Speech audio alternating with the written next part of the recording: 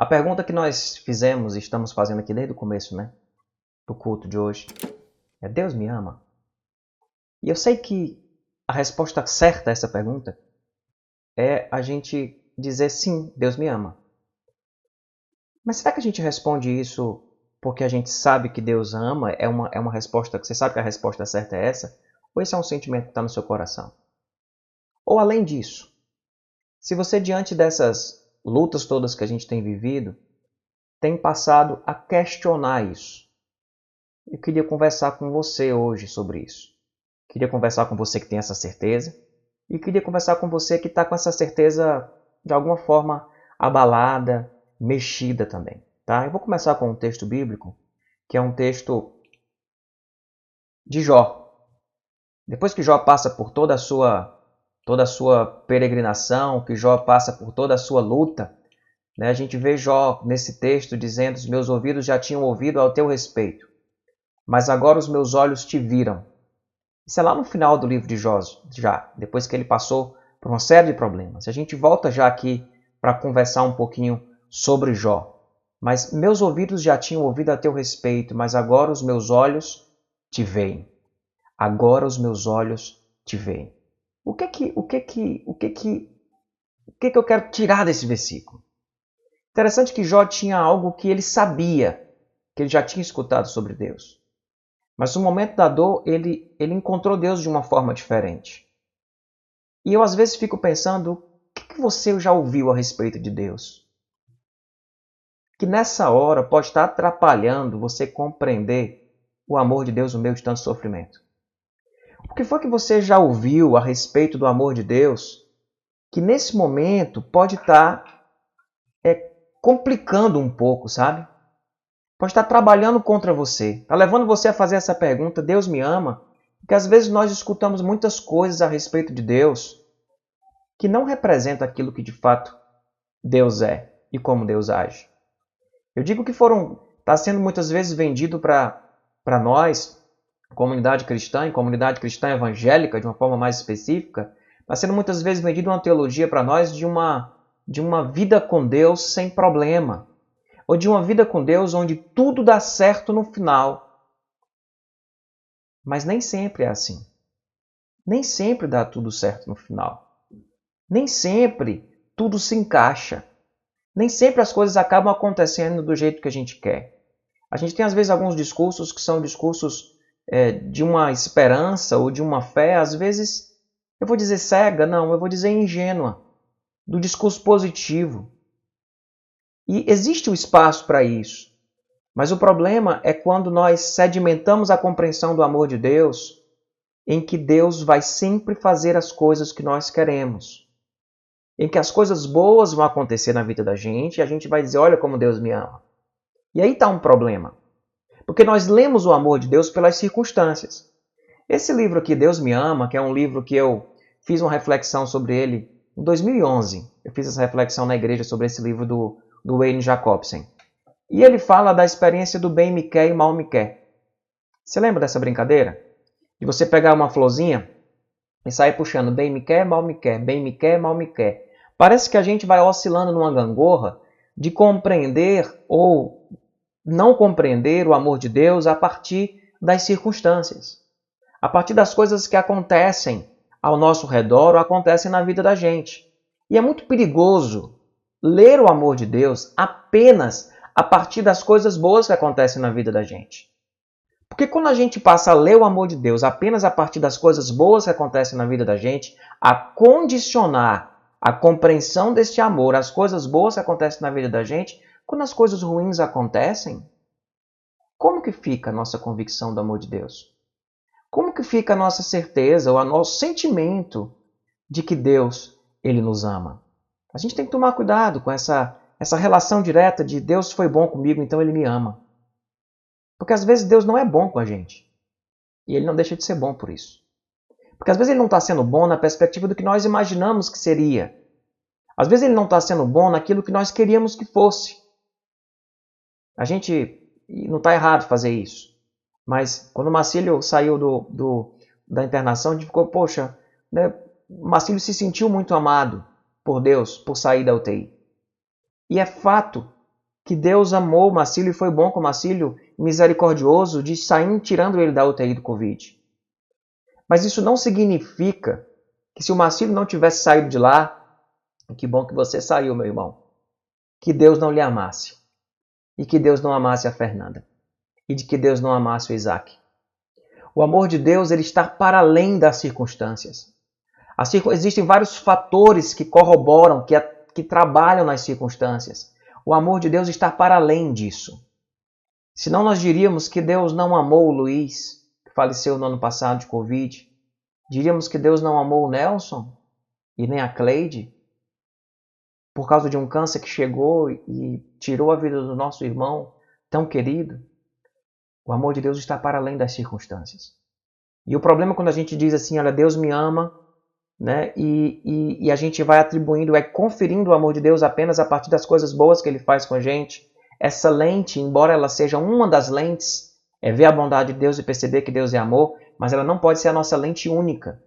Porque se for por eliminação ou no contraponto, a gente vai perceber que Deus não nos amou.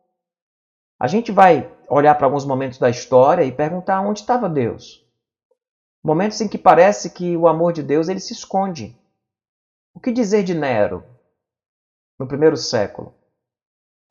Queimando cristãos, seguidores de Jesus, colocando em arenas para ser comido por leões. Deus não amava aquelas pessoas? Deus deixa de ser amor porque coisas ruins acontecem no mundo? As guerras.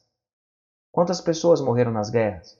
Os campos de concentração nazista, com crianças sendo mortas em câmara de gás. Deus me ama? Entende? Entende como não é tão simples?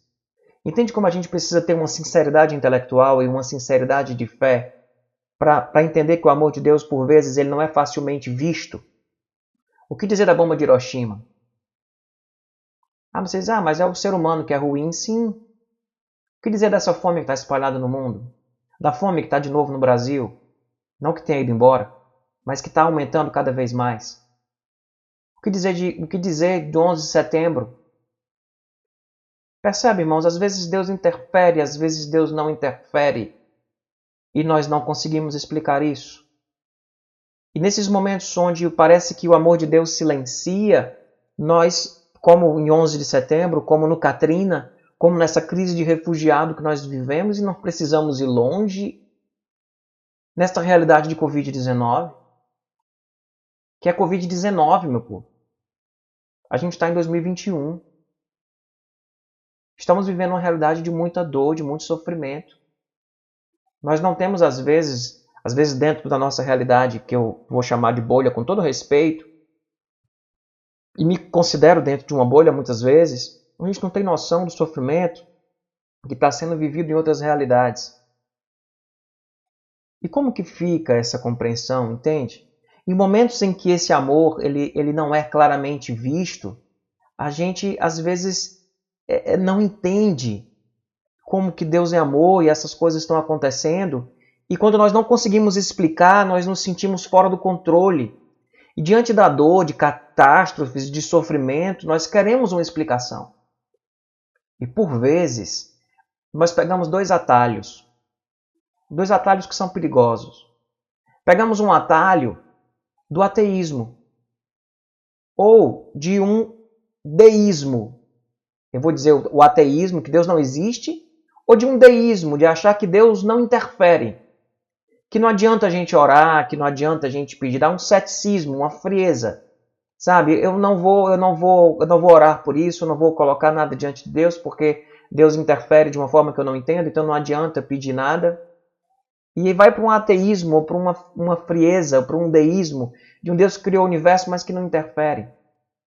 Isso é um atalho complicado, porque Jesus nos ensina de uma forma muito clara: pedir e dar-se-vos-á, batei e abrir-se-vos-á, buscais e achareis. Ele fala do juiz iníquo, dizendo que a mulher, porque insistiu, o juiz sendo ruim, mesmo sendo ruim, só porque a mulher insistiu, ele foi lá e deu. E ele contou essa parábola para que nós não deixemos de orar. E são muitos os exemplos bíblicos de oração, e não apenas exemplos bíblicos, mas realidades e testemunhos que nós temos na nossa vida. Um dos caminhos perigosos para resolver essa questão é o caminho do ateísmo, do ceticismo, da frieza, do deísmo. Um outro caminho complicado é o da crença fácil. É de querer resolver isso, sabe, chamando de juízo. É querer resolver isso, sabe, com um versículo pronto. É querer resolver isso com uma crença fácil, sabe, como se fosse por uma falta de sinceridade intelectual. E uma falta de sinceridade com a realidade, com aquilo que a gente está vivendo. E aí por isso que eu gosto de Jó e Eclesiastes, porque Jó e Eclesiastes, para mim, são dois livros da Bíblia que trazem uma sinceridade, sabe, de fé, uma sinceridade intelectual muito grande. Porque eles tratam a realidade de dor como a realidade de dor de fato é. E o livro de Jó especialmente. Eu comecei lendo aqui um versículo do livro de Jó, e os amigos de Jó, quando eles chegam e veem Jó naquele sofrimento, para quem não conhece a história, Jó foi um homem, é a história de um homem que sofreu muito, que perdeu sua esposa, que perdeu seus filhos, que perdeu suas propriedades, depois teve uma doença de pele uma úlceras muito fortes, e ele sofreu muito, muito. E quando ele está nesse lugar de sofrimento, os amigos de Jó vão até onde Jó estava. E quando chegam lá, os amigos de Jó, eles chegam para conversar com Jó, numa lógica de querer explicar. De querer trazer uma explicação para aquele sofrimento. E eles começam a tentando explicar o sofrimento, eles vão para uma lógica de culpa, para uma lógica de mérito. E no final, eles não conseguem convencer Jó de que aquele sofrimento dele tinha alguma explicação. Na culpa ou no mérito, que é praticamente a mesma coisa. Eles não conseguem chegar a essa conclusão. E é o momento onde entra Eliú. E Eliú entra como o mais jovem ali dos amigos, e ele diz, e ele chega para eles e diz: Jó, se você tem algum pecado, se alguma explicação que você percebe para esse sofrimento tão grande, né, na lógica da época de que sofrimento e pecado estavam completamente ligados uma coisa a outra, e apenas essa ligação de sofrimento com pecado, como se fosse uma punição de Deus, um juízo de Deus. Se você tem alguma coisa, fala, diz Eliú. Mas se não, para e me escuta, porque eu vou te falar de sabedoria. E a sabedoria de Eliú não era uma sabedoria que ele estava trazendo desse Deus tapa-buraco, que resolve tudo. Mas diz que Deus é bom mesmo quando coisas ruins acontecem. De que Deus, e aí fazendo a paralelo do que a gente está colocando hoje, de que Deus nos ama mesmo quando nós não entendemos algumas coisas que acontecem. Mesmo quando nós nos frustramos, quando nossa vontade não é feita, Deus não deixa de ser amor e não deixa de nos amar por causa disso. E aí vem o texto que o Mário mencionou aí, que é um texto de Romanos 11. Romanos 11 vai dizer, e eu quero compartilhar esse texto com vocês. Aqui em Romanos 11 diz: ó profundidade da riqueza, da sabedoria e do conhecimento de Deus, quão insondáveis são os seus juízos e inescrutáveis os seus caminhos. Quem conheceu a mente do Senhor? E quem foi seu conselheiro? Quem foi aquele que foi lá dar um conselho para Deus? Quem primeiro lhe deu para que ele o recompense? Pois dele, por ele e para ele são todas as coisas. A ele seja a glória para sempre. Amém. Esse texto, principalmente nessa parte que ele diz aqui, quem foi seu conselheiro, foi justamente isso que aconteceu quando Eliú vai conversar com Jó. Porque quando Deus começa a conversar, a falar com Jó, a responder Jó, Deus não explica. Ele simplesmente diz: Jó, quem é você para querer entender tudo? Quem é você para querer entender tudo? Onde você estava quando eu criei o universo? Onde você estava, Jó, quando eu firmei, sabe, coloquei lá as estrelas no céu? Onde você estava quando eu criei esses animais? Você quer sentar aqui no meu lugar? Estabelecer o que é certo e o que é errado? Determinar as coisas? Como é que tem que ser? Quem que merece sofrer? Quem que não merece sofrer? Você quer sentar aqui para escolher quem merece sofrer e quem não merece sofrer? Porque Jó vinha com um questionamento muito forte, dizendo: por que Deus não fecha o ventre de uma mãe que gerará um filho que apenas irá sofrer nesse mundo? E esse questionamento não é daquela época simplesmente, meu povo. A gente tem esse questionamento hoje. E quando Deus chega para Jó, ele não chega respondendo às perguntas de Jó, mas ele chega mostrando para Jó quem Jó é e quem ele é. E quando ele fala: Jó, eu sou Deus e você não é. Você não entende uma série de coisas e eu não vou te explicar. Eu não vou te explicar. Você não tem como ocupar esse meu lugar de julgamento e de explicação. Percebe qual é a postura? A postura tão forte de Deus quando conversa com Jó? E aí vem esse texto, né? A profundidade da riqueza do conhecimento de Deus. Quão insondáveis são os seus juízos e inescrutáveis os seus caminhos. Vem o texto de Isaías 55, diz que os pensamentos de Deus são mais altos que os nossos pensamentos, assim como o céu é mais alto que a terra. E que os caminhos de Deus são mais altos que os nossos caminhos, assim como a terra, o céu é mais alto do que a terra. Não compreendemos, não temos essas respostas. E precisamos assumir isso. Assumir isso. Por isso que no momento onde o amor de Deus parece se esconder em vários aspectos, nós precisamos buscar esse amor no mistério. Nós precisamos da fé. Nós precisamos da fé. Eu queria compartilhar com vocês um trecho de um outro livro. Peguei esse livro essa semana para ler, que é do Tomás Halick, chamado Paciência com Deus. A oportunidade para um encontro. Paciência com Deus justamente por isso, porque muitas vezes Deus não age do jeito que a gente gostaria e não responde do jeito que a gente gostaria. É paciência com Deus nesse sentido. A paciência que vai na esperança, que vai na fé, que vai no amor. Queria compartilhar um trecho desse livro para vocês. É um trecho pequeno desse livro que fala justamente sobre isso. Deixa eu colocar aqui para vocês, acho que vai dar para vocês ler. Precisamos da fé precisamente naqueles momentos crepusculares em que as nossas vidas e o mundo estão cheios de incertezas, durante a fria noite do silêncio de Deus. Precisamos da fé, e vou resumir essa frase, durante a fria noite do silêncio de Deus, porque existem momentos em que Deus está em silêncio, em que Deus não faz as coisas que a gente gostaria do jeito que a gente gostaria.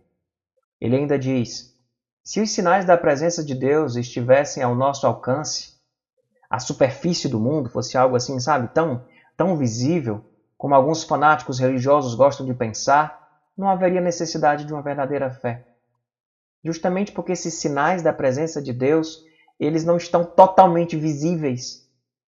Eu sei que a gente tem textos dizendo as obras, os atributos visíveis e invisíveis de Deus são claramente vistos na criação, mas um momento como esse que a gente está vivendo, meu povo, o amor de Deus não está estampado nas ruas.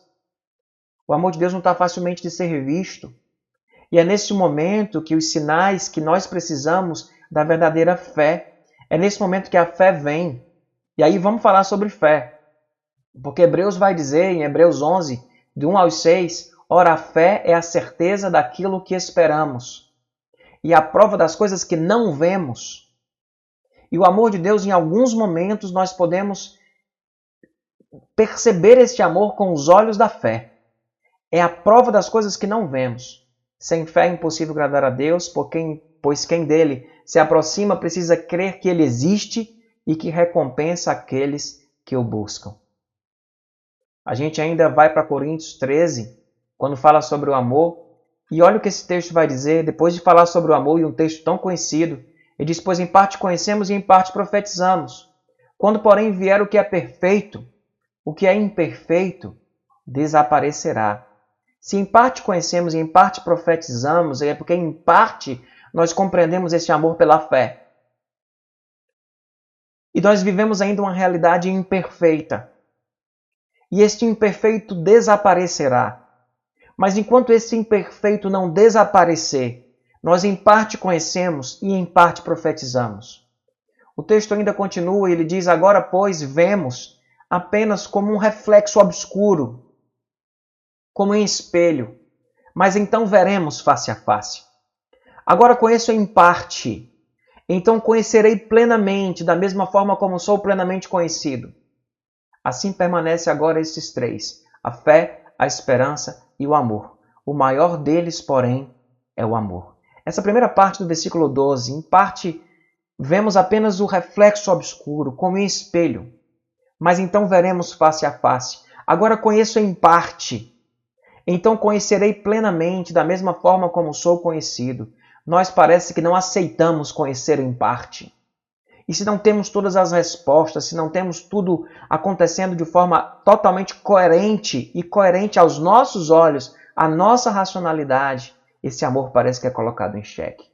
Quando esse amor se esconde diante de um Covid-19, diante de uma fome no mundo, diante da morte de alguém e diante da resposta negativa de Deus a um milagre, a uma cura, a uma restauração da saúde, fica aquilo que nós não conhecemos. A resposta que nós não temos. Entra a fé, que é a prova das coisas que nós não vemos. Porque em parte nós conhecemos, mas em parte profetizamos. Nós enxergamos, mas enxergamos como que um reflexo nesse espelho, sabe, muitas vezes ainda obscuro, não estamos compreendendo e conseguindo compreender isso de uma forma plena. Meus irmãos, quando eu chegar no céu, talvez eu chegue para Deus e faça assim: Deus, por que o Senhor não interferiu mais? Eu não sei se Ele vai me dar uma resposta. Eu não sei se Ele vai me explicar isso. Eu não sei o que Ele vai dizer. Fico imaginando que talvez Ele diga assim: Debrando, eu resolvi criar um mundo com vocês livres. E o livre-arbítrio deixou o sofrimento muito possível. O livre-arbítrio tornou a queda possível. Vocês são livres e muitas coisas que vocês viveram foi consequência das escolhas da própria humanidade. Outras não. E aí eu não sei que a resposta vai dar, não sei se ele vai responder e não sei se eu vou ter necessidade de ter essa resposta lá. Aqui por vezes, o meu coração balança. Aqui por vezes, o nosso coração balança. Aqui por vezes, a gente vai com Deus que a gente conhecia, já tinha ouvido falar daquilo que disseram pra gente, do gospel way of life, né? De uma vida de riqueza, uma vida de prosperidade, uma vida de vitória, uma vida só de coisas boas, foi prometido isso pra gente. Tempo como esse, de dor, de Covid-19, a gente precisa às vezes recorrer ao mistério. A gente precisa entender que o amor muitas vezes está no mistério. A gente precisa compreender que o amor por vezes ele será profetizado. O amor, por vezes, ele será uma elaboração da nossa fé, que é a certeza das coisas que nós não vemos. Compreende? Faz sentido? Estou aqui simplesmente nos colocando diante de um sentimento que os próprios autores bíblicos se colocaram muitas vezes, porque se por vezes afirmaram o amor com tanta categoria, em outras vezes dizem nós não entendemos. Ó profundidade do conhecimento da sabedoria. Nós não compreendemos. Os caminhos de Deus são mais altos que os nossos caminhos e nós não entendemos porque estamos sofrendo, porque estamos passando isso. No final de que Jó chega e diz: eu antes te conhecia de ouvir falar, mas hoje os meus olhos te veem. Quando meus olhos te veem, eu não preciso mais entender tudo. Eu posso confiar em ti, eu posso crer em ti e saber quem o Senhor é. Mas se por um lado, e aí para a gente ir para o nosso fechamento aqui, se por um lado nós temos essa pergunta, sabe, em tempos de crise, em tempos, sabe, de Covid-19, de 11 de setembro, em tempos de muito sofrimento, de muita dor, de quase 3 mil pessoas morrendo por dia no nosso país, se essa pergunta, sabe, ela fica no ar, se a gente de alguma forma precisa recorrer a entender que parece que o amor se esconde, não é que ele não exista, mas parece que ele está escondido diante de tanto sofrimento, que nós recorremos à fé, ao mistério, também é verdade que o amor de Deus ele é claramente visto na sua obra de salvação. E se nós não estamos conseguindo olhar na circunstância e enxergar o amor de Deus, olhe para a cruz. Olhe para a cruz. Olhe para a obra de salvação em Cristo Jesus, porque olhando para a cruz não resta dúvida do amor de Deus por nós. Paulo vai dizer em Romanos que Deus dá prova do seu amor para conosco, que Cristo morreu por nós, sendo nós ainda pecadores. Romanos 8, meu povo, que diremos diante dessas coisas? Se Deus é por nós, quem será contra nós? Aquele que nem mesmo poupou seu próprio filho, não nos dará juntamente com ele todas as coisas? Aí ele vai, quem o condenará? Foi Cristo quem morreu, ou que ressuscitou, está à direita do Pai e intercede por nós. Quem nos separará do amor de Deus que está em Cristo Jesus? Será a tribulação? Vivemos um tempo de tribulação. A tribulação vai nos separar do amor de Deus. Será a angústia? Será a perseguição? Será a fome? A nudez? O perigo? A espada? Mas em todas estas coisas somos mais que vencedores por aquele que nos amou. Pois estou convencido de que nem a morte, nem a vida, nem anjos, nem demônios, nem o presente, nem o futuro, nem qualquer poder, nem Covid-19, nem 11 de setembro, nem altura, nem profundidade, nem qualquer outra criatura ou coisa na criação será capaz de nos separar do amor de Deus que está em Cristo Jesus. Se nós olhamos apenas para as circunstâncias, parece que o amor se esconde. A gente recorre à fé. Mas quando a gente olha para a cruz, o amor está estampado. O amor está explícito. O amor é inquestionável, é prova inegável de que Deus nos ama. E aquilo que nos foi conferido pela salvação em Cristo Jesus.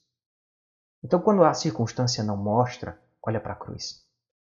Quando a circunstância não mostra, e aí, para fechar, olhe para a presença de Deus. Olhe para o Espírito Santo de Deus que habita em nós, que é consequência da obra da cruz. Olhe para o Espírito Santo que habita em nós, que está em nós.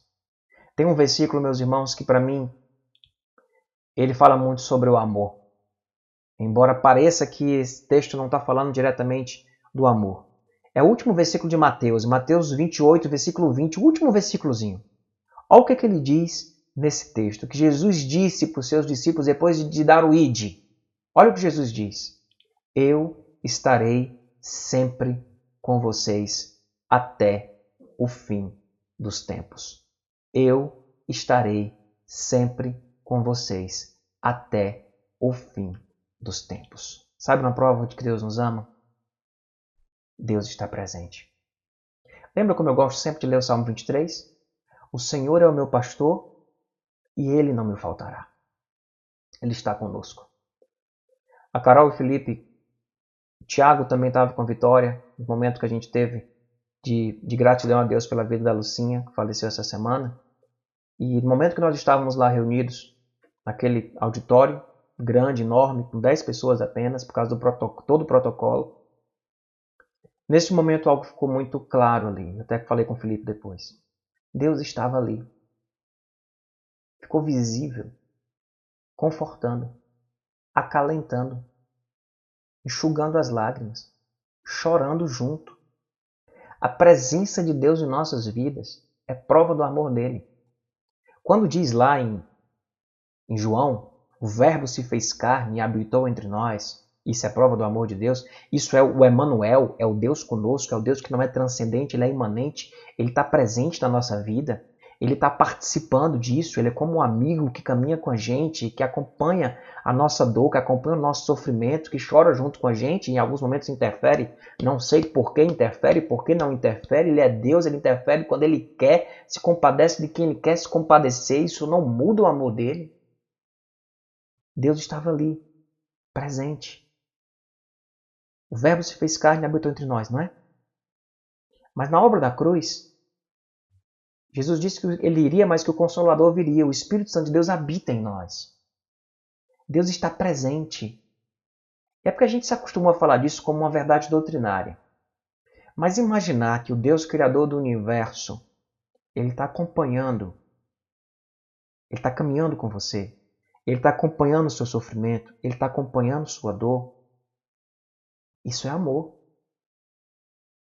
Ele está junto.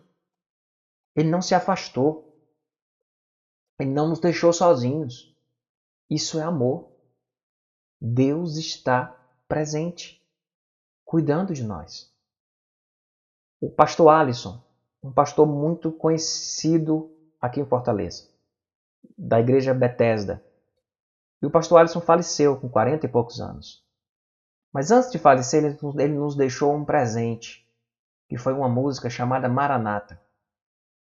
Que ele diz, Deus, não apenas para sarar a nossa doença, mas nós queremos celebrar a tua presença. Deus está presente, Deus ouvir a sua oração, independente do que ele vá responder a esta oração, já é prova de que Deus nos ama.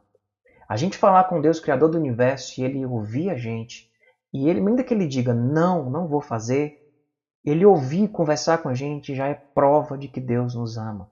Eu sei que nada disso se elabora racionalmente, isso se elabora por uma consciência de fé. Mas a presença de Deus precisa ser celebrada como prova do amor de Deus por nós. Então, se as circunstâncias muitas vezes nos traem e parecem esconder o amor de Deus, nós podemos recorrer à fé.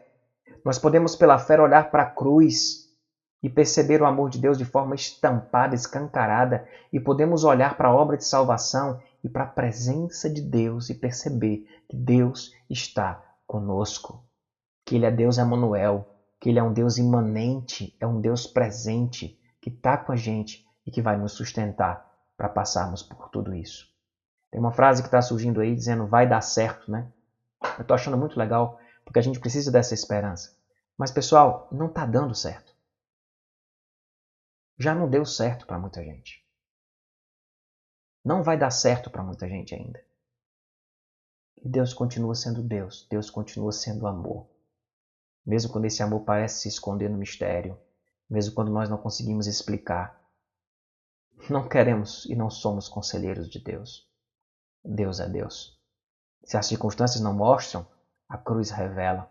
E pela fé eu posso enxergar esse amor. A cruz revela e a presença de Deus revela. Eu queria compartilhar com vocês essa música do Alisson. Pode ser?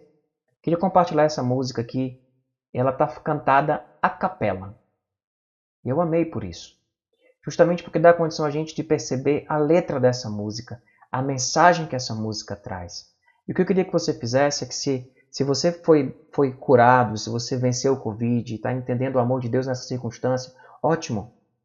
Se você não recebeu essa bondade, se esse amor parece que não está estampado nas circunstâncias, pela fé, olha para a cruz e celebra a presença de Deus na tua vida. Você não está sozinho e isso é prova de que Deus, Ele te ama. Vamos acompanhar essa música? Eu queria compartilhar ela com vocês. É Maranata. E depois a gente vai orar junto aqui, tá bom? Vou soltar para vocês. É só a tela preta, com a letrinha e uma voz a capela. É para a gente pensar. É para a gente refletir sobre isso. E celebrar a presença de Deus no meio dessas angústias. A música diz, Deus, muitas vezes eu me sinto em um deserto. Mas é tão bom saber que o Senhor está por perto. Maranata. Ora vem, Senhor, para bem perto de mim. Vamos cantar?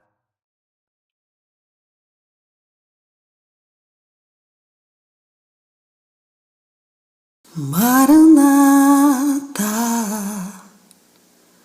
ora vem, Senhor, para bem perto de mim.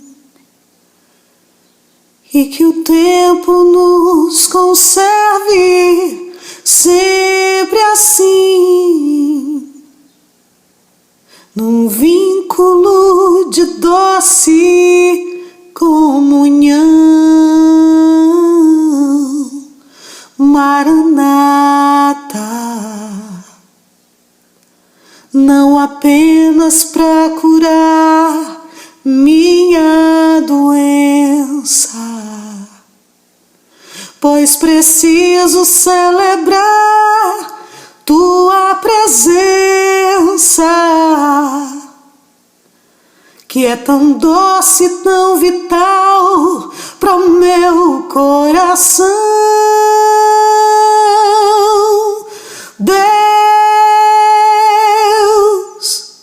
quantas vezes eu me sinto em um deserto.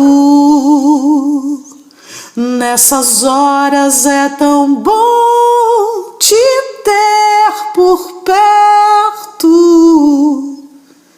Consciente eu sou que sempre estás comigo. Deus, quero sentir mais da tua plenitude, discernindo nessa tão doce quietude o prazer de te ter como meu amigo, o prazer de te ter, Deus, como meu amigo.